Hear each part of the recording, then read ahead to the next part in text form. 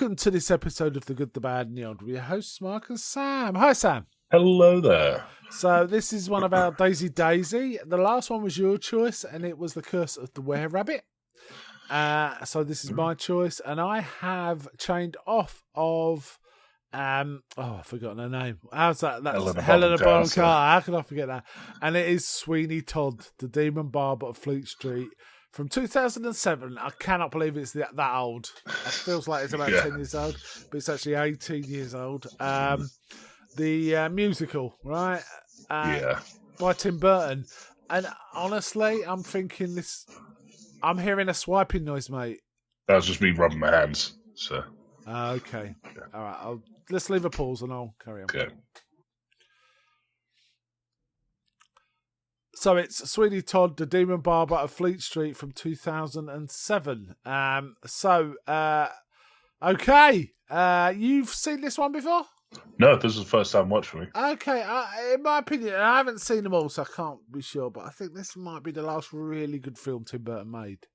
But I'm not sure what he's made since. He's made all them Alice films, which aren't very good, in my opinion. But, we'll see. What's your general overall feeling about this one? It was okay. Like, it's more, I think I'm just not much of a fan of the Sweeney Todd story. Okay. Like, for the musical, at the very least. I fully admit I don't know the original, how much of the musical is in the original story. No, the original stories, I don't know much about it, other than it's kind of, it's a penny. He killed people and he made pies, right? That's about it, really. And he lived on Fleet Street. And I don't know if he was a real person or not. I have no idea. Oh no, he wasn't a real person. He was, like I say, it's from Penny Dreadful. Dreadful, Grand Guignol kind of thing. It was often I reckon they often did stage plays representing Sweden, and it was bloody and gory, and the crowds liked it. It was like the horror movies of the day, right? Okay, so this one was a musical by Sondheim, based on a 1970 play, Sweeney Todd by Christopher Bond. It's Victorian times. We're back in kind of Oliver territory, Jack the Ripper, Sherlock Holmes, that kind of era. London, of course. And this stars Alan Rickman, Timothy Spall, Sacha Baron Cohen, and of course we've already mentioned Helena Bonham Carter and Johnny Depp. Johnny Depp, yes. So, okay. So you thought it was okay. You didn't want that taken with it. I really liked it. I really like this. The one thing that lets it down for me is I find the songs very unmemorable. But I really like the vibe, I understand what you mean. Yeah. I kind of, very few of the songs I remember until I actually watch the film again, apart from the one about Have a Little Priest. That always cracks me up, that one. Burton kind of brought it to the fore. What did you think? Is Johnny Depp as the lead? He was pretty good. Yeah. Pretty good. He was kind of channeling a bit of David Bowie in that singing, wasn't he? There was a slowy sort of twang with that. And Helena Bonham Carter was great, she could sing. I like that they introduced Johnny Depp standing right next to an actor who looks like a young Johnny Depp. I've forgotten that guy's name, but he's a significant character as an actor. Jamie Campbell Bower. Yeah. So he kind of tells the story sort of as if, I like how he's singing what a terrible place London is as they're sailing up the Thames under Tower Bridge. It's suggesting London's magnificent but horrible. And it looks, it's kind of a CGI-ish overshoot. Kind of. It's a really... But it's stylised, right? In almost 300 levels of stylisation. And the whole opening credits with blood running through cogs, that's all fake, very fake looking, isn't it? Yeah, intentionally it doesn't look good, though. That's the thing.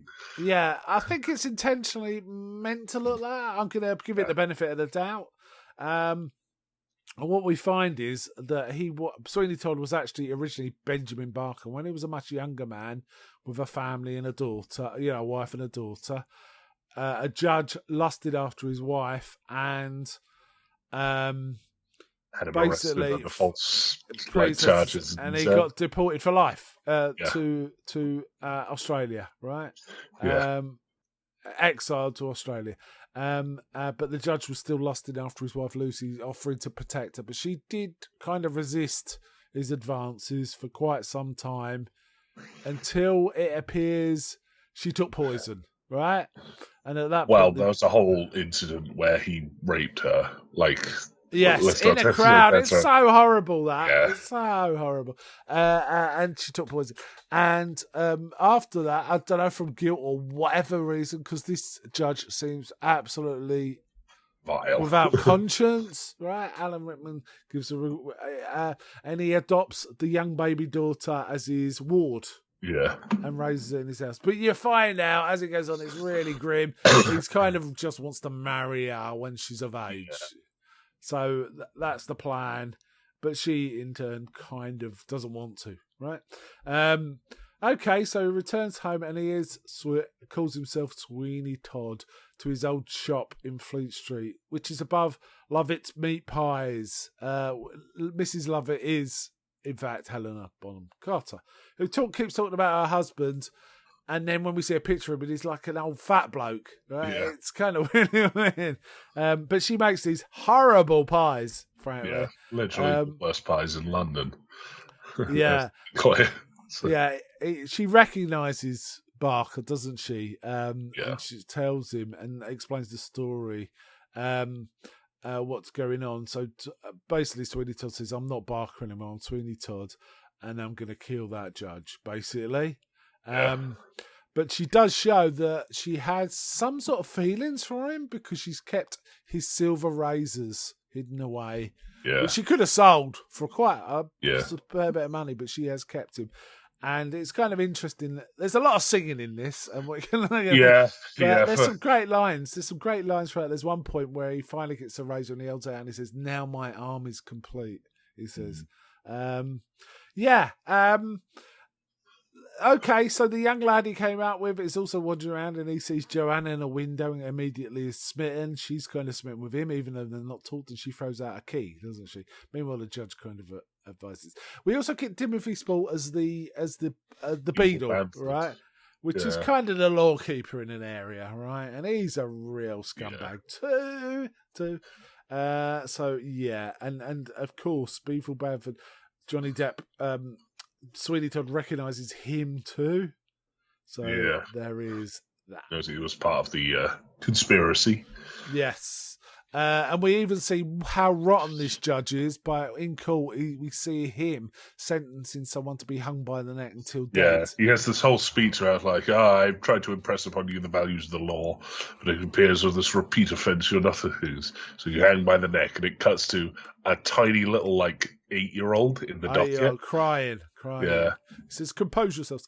And as he's walking out with the beadle, he even says, was he guilty? And the beadle says, even if he wasn't, he'd done something else that warrants hanging. Yeah. And the judge is like, and we'll. So,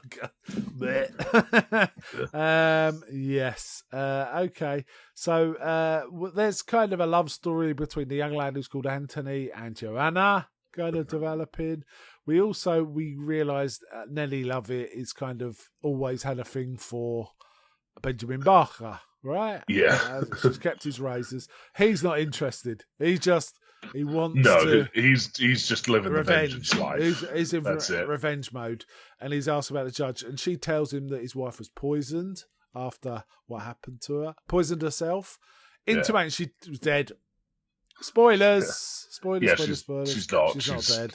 Going around the entire film as the beggar woman. Beggar woman, which no one recognises, right? Because she's kind of misshapen, and obviously the poison has deranged her as well, right? There's a touch of that. She's not in a good state. So. Yeah. Then, as they're walking the streets, we get an excellent turn from Sacha Baron Cohen as Adolfo Pirelli, who is like a snake oil salesman and a barber, right? Yeah. So he's selling this elixir that'll grow your hair back and make you feel better. Well, and as he's trying to sell it, old Sweeney Todd sniffs it and says, it smells like piss. Yeah. It looks like piss. It is piss. and things like that. And they challenged him to a shave off, basically. The best shave. Yeah. It's his silver Closest razor he against ever £5. gave. Yeah. And they asked the Beadle to judge. And the Beadle does indeed judge. And of course, well, while Pirelli's singing about how good he is and how many people he served, he just does it. He finishes the shave in like 3 swipes. Yeah, so. I mean, he spends quite a lot of the old Pirelli's kind of shaving and kind of singing about how great he is. Pirelli's also got a little lad who he beats mercilessly for any reason at all, called Toby. Yeah. And while he's singing about how good he is, Todd just finishes the shave. And I really like this performance by Sacha Baron Cohen. This song is very funny and kind of silly, but he sings it well. Basically the bet was 1 silver razor versus £5, right? So Pirelli's lost, so he has to give the £5 over, which he does, and then proceeds to beat the hell out of Toby. And as they're walking off, Mrs. Lovett says, "I hate to see a poor lad beaten like that," and like Johnny Depp's Todd's like, "No concern of mine," kind of thing, right? Yeah. It's weird that he got Sacha Baron Cohen got cast as 2 like turn of the century fops in this and Les Miserables. Yeah, and it's good in both. He's good in both. He works really well. The Beadle. Todd also invites the Beadle to come for a free shave.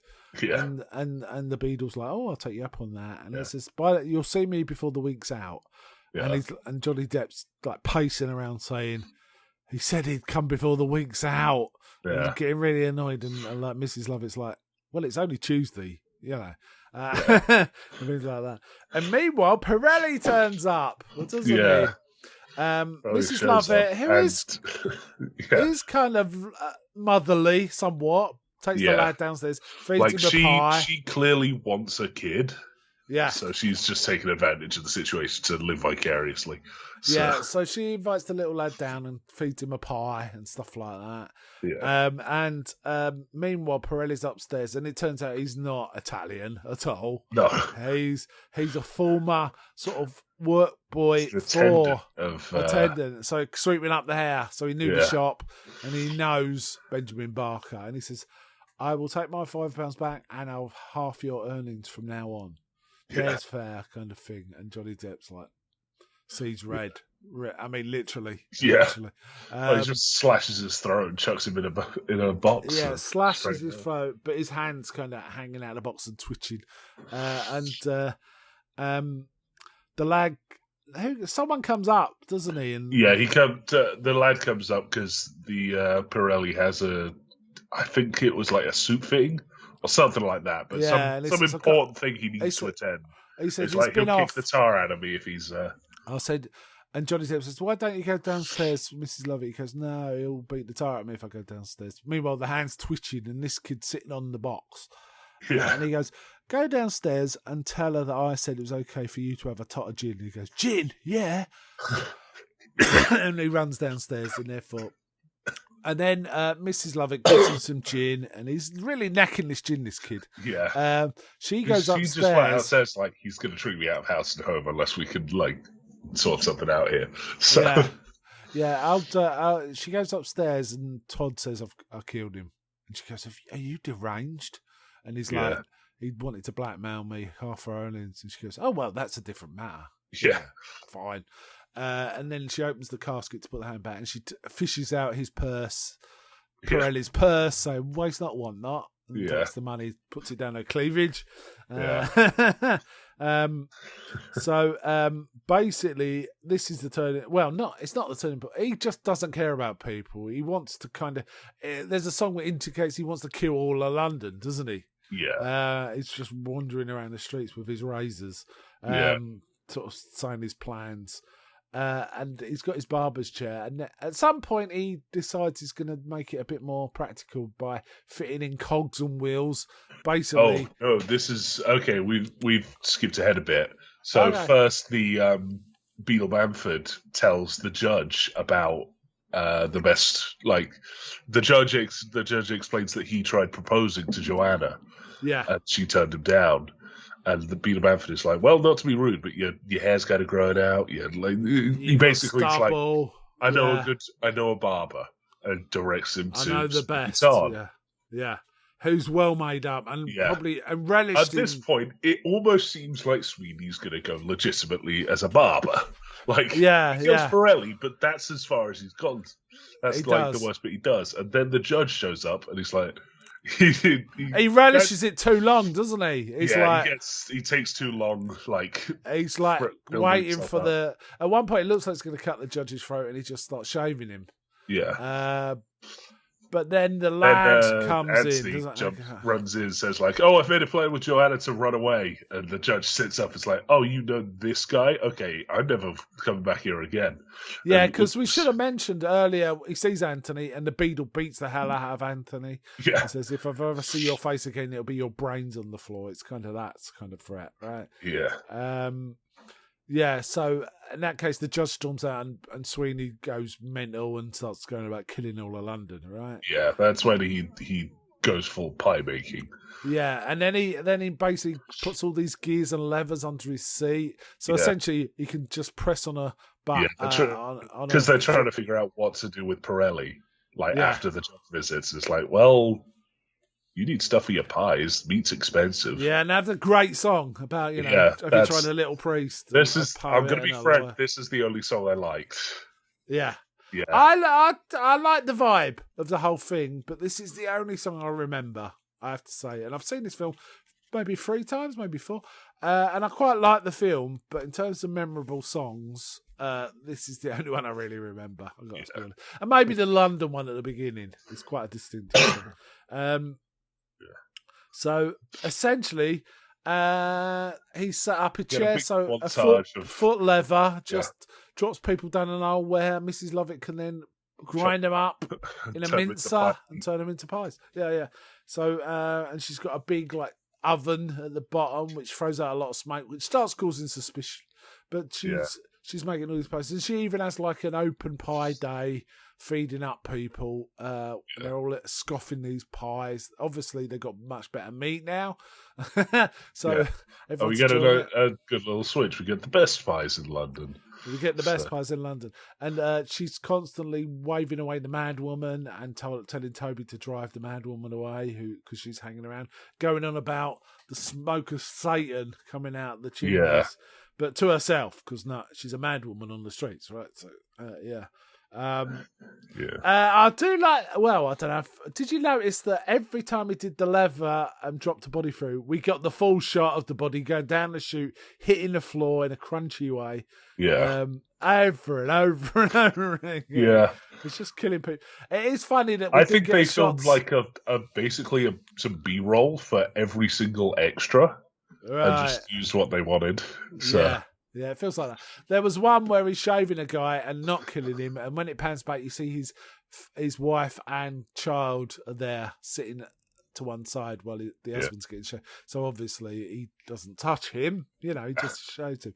But he does somehow get a reputation to being a good barber, though everyone who goes in and never comes out again, almost. But there you go. I think it's got to be like the X-Files thing. It's like he must have lots of mundane shaves, as opposed to we just don't see him. We just see the. Mrs. Lovett, they go on a picnic, and Mrs. Lovett sings a song about how she thinks they should get married and settle down with Toby as their kid. He again is really not paying attention. It's just eyes forward the entire time. But we do get a whole scene of them, on the beach and in beach at Victorian Beach and stuff like that. It reminds me a bit like that Somewhere That's Green in Little Shop of Horrors, where Audrey's singing about her dreams. It's kind of that kind of thing, but a horrible Victorian one, version of it. So there is this. Meanwhile, because Joanne has turned the judge down, he's sent her away. Anthony sees him sent away, and in fact, he runs up to the judge and says, "Where are you taking her?" And he goes, "Come, kill me now if you're going to kill me." The judge does not care. The judge is becoming a little more unhinged, it appears. But he sent her away, and we do find out it's to a madhouse, really. Yeah, he said it's a bedlam. Okay. So, and she's filed away with the blondes. Basically, if you want hair, you could go to the thing and say, "I want a brunette, a redhead, or a blonde." And Anthony goes on a pretense of saying, "I want a blonde of a certain hue." And the cell keeper takes him into the blonde thing, and he sees Joanna. He goes, "I want that shade," and he pulls a gun. And brutal this is. He says, "I will leave you to your wards," and shuts the door on the man, and he just gets attacked by a load of blonde mad women, tearing to pieces. Bit of Frankenstein and the Monster from Hell, really. So he rescues Joanna. I'm trying to remember the turn of events. Basically, Joanna. Anthony takes Joanna back to the shop. At the same but dressed as a lad, right? Yeah, he's dressed as a lad.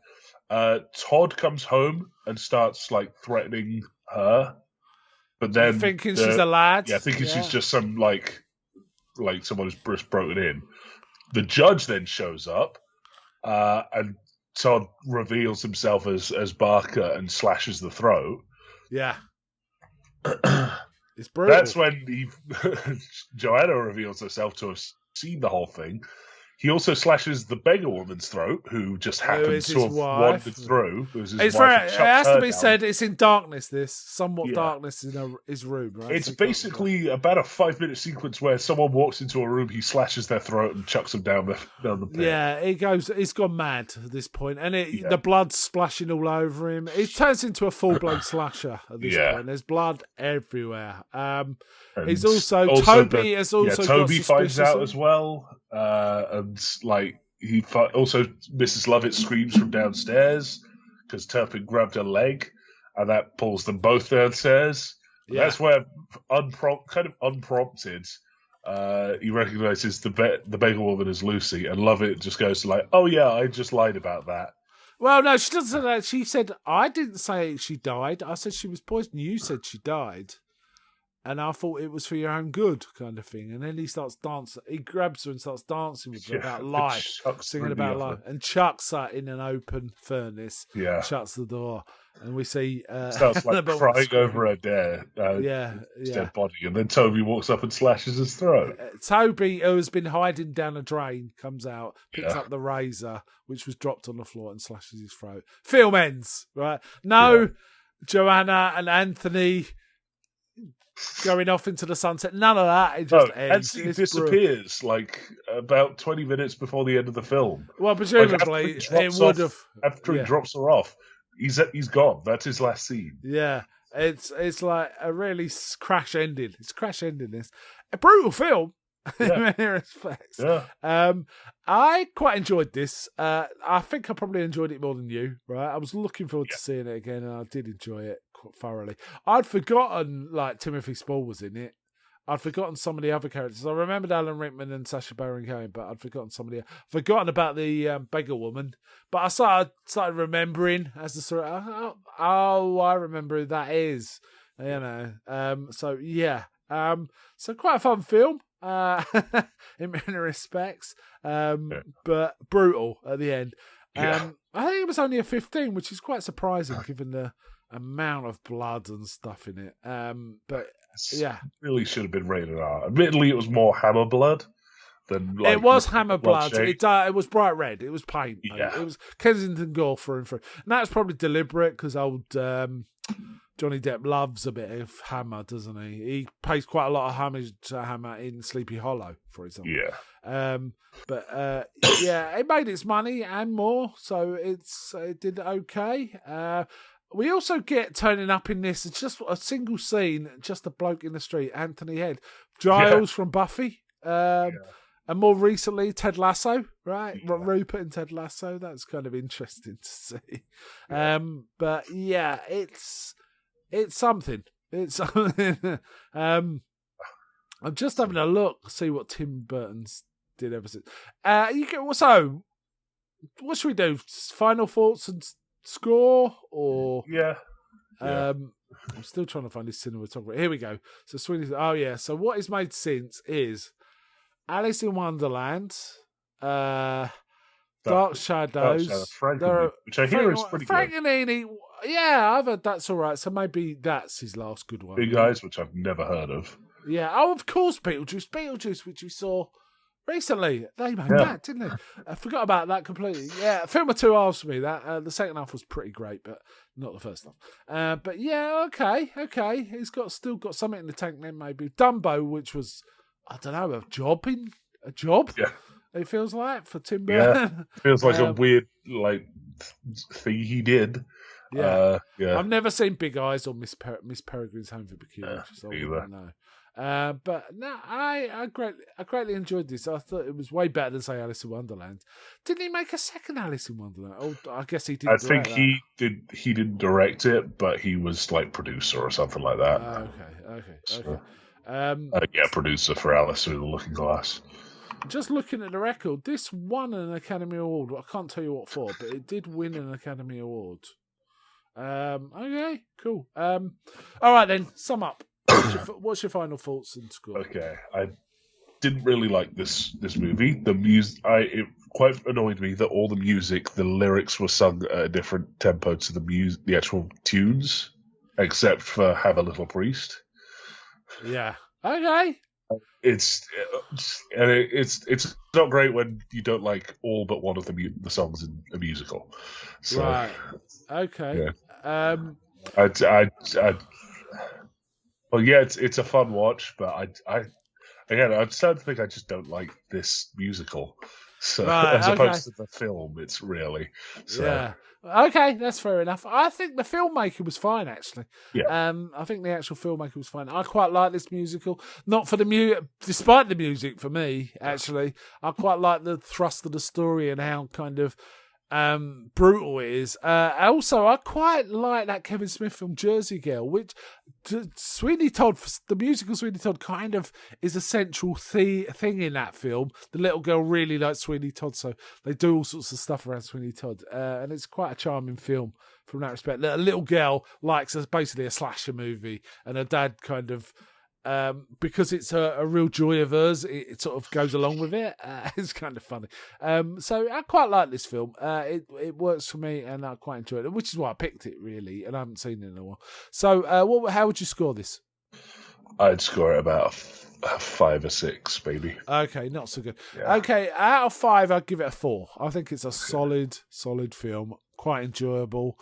It was a joy to watch. It looked good, apart from some of the fake CG blood in the intros were just silly. Yeah. But I take it was meant to look cartoonish, so I'm taking it on that, I guess.